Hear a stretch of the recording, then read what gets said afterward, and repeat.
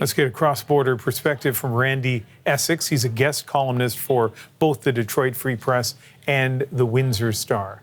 Randy, thanks for joining us. When you saw the details of this new agreement, what went through your mind? The interest payment was a central question because that hadn't been clear before.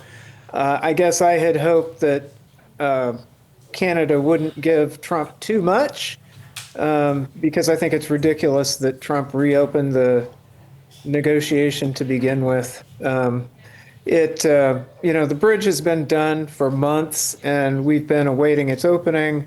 The delay from Trump's end seems to have come at the behest of Matthew Maroon, whose family owns the Ambassador Bridge and whose father, Manuel or Matty Maroon, was a longtime villain in Detroit before his death. He owned a lot of property that he let go to ruin, and he was much disliked here. So his son going to Howard Lutnick, our Commerce Secretary, and getting Trump to delay the opening of the bridge was on brand for the Maroons.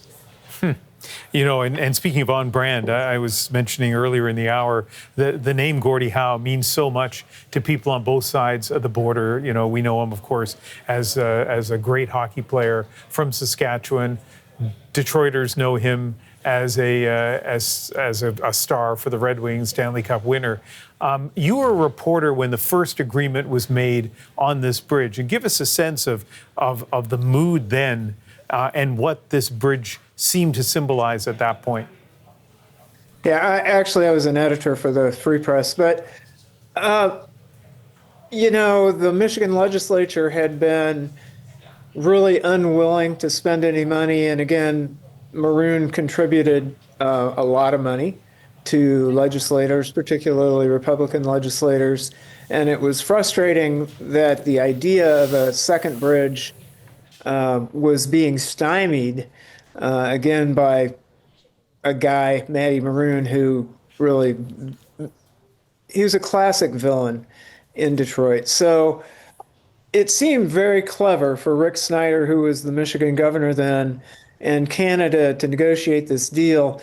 It also showed Canada's exasperation with the politics here that wouldn't let this get done. I mean, clearly we need redundancy in crossing the border. It's such a critical trade crossing.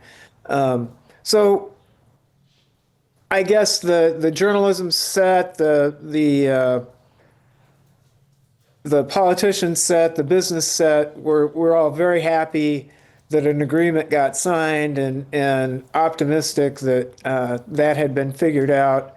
Disappointed in Michigan government and, happy that the Canadians stepped in.